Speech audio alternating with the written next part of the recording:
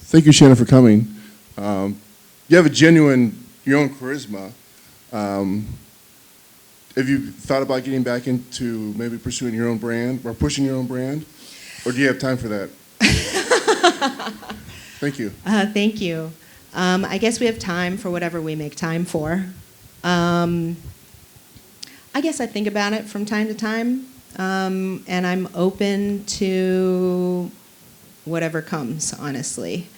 I do enjoy my privacy, but I also enjoy sharing. So I'm always a little bit in a push and pull with that.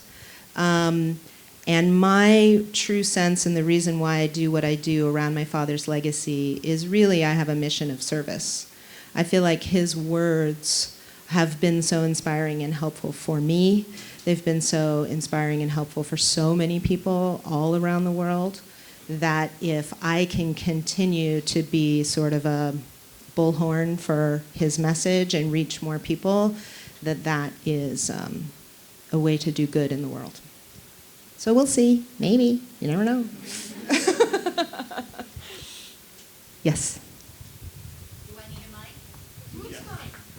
Thank you, darling. First of all, thank you for being you. You're wonderful. And we're very grateful that you've come out of your privacy to share with us. I'm interested in knowing specifically how you healed yourself, because chaos is essentially disrupt. And I work as an executive coach with a lot of people who are doing startups, and their whole purpose is to disrupt in order to make better, which clearly took you years, but you have become spectacularly better. So I would very much like to know some of the pieces that were the healing you found. Thank you.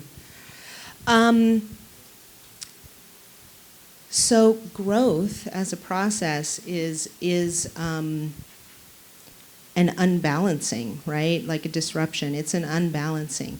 And you need to be unbalanced in order to grow. And my father used to call it skillful frustration. And that you need skillful frustration. If you're never frustrated with anything, then you're never going to seek to solve that frustration, right?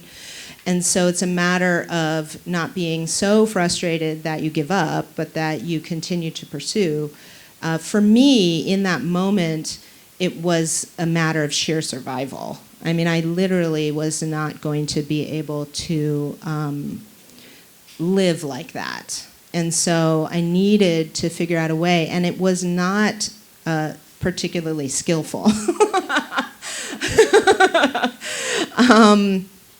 And I think what it was is I just started to, first I encountered my father's words, and honestly, they sparked something in me. I think the thing about my father and his legacy, and I always tell people this, and I think they think I'm a little bit crazy, but my father's legacy is really all about love. It's all about him feeling the energy in his body and knowing what was the love was in his heart, and cultivating that and sharing it and expressing that. So I think in those moments it was anything that created a spark of life in me, anything that I could grab onto, whether it was words. I mean, I read a lot of books at that time. My father's words, but also, Eckhart Tolle and all sorts of wonderful writers like that. I also just started seeking out healers, and for me that was the path. And I think the thing is that you just have to sit in your heart a little bit, and you have to say, what is the thing that I can put one foot in front of the other for? And if this thing seems interesting and curious to me, then that's the direction that I'll take a step. And so for me, I just started following. I wasn't leading, I was following.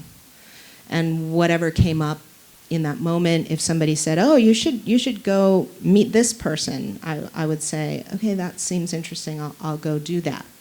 One of my good friends who's here in the back is one of those people that I ran into during that time in my life. Hi, Tony. and he helped me, and this is the thing, and it's interesting because I just was talking to my daughter about this. We all have a deep knowing inside of ourselves.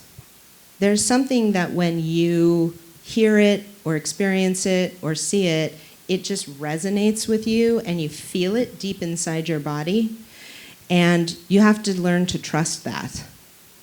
All of the structure that I created for myself around how I thought the universe worked, and this structure that I continue to build because it's a lifelong process. I don't know everything. I came to know and believe just because I knew that it was right. I could feel it in my body. And as it turned out, all the things I was feeling are things that people have written books about, that my father was talking about in a lot of his writings. And so I was like, okay, well, I must not be totally off base here. So, but I guess that's what I would say. It was a messy affair, that healing, but it took a long time, and it got me to a place where now, 25 years later, I can get there much more quickly, and I have much more of a core to hold on to and move from. And I want to say, like, when you know yourself and when you have that core and you're sitting in that living void, you have infinite mobility. And you have infinite possibility available to you. And then you just make a choice and you move in a direction. Thank you. Yes. You weren't being led. You created that. Own it. Mm-hmm. Thank you. She said I wasn't being led. I created that, and I should own it. All right. Thank you. And Shannon, we have time for one more. Okay. And take it from over here. Hi. I was curious, when you started the process of continuing Bruce's legacy, was there anybody that, maybe his friends or other people that you maybe had some differences with, or how was that process of, I was just curious, other people felt so close to him, at the time. I was just curious about how that initial process began, and also just curious, what's your favorite film of his?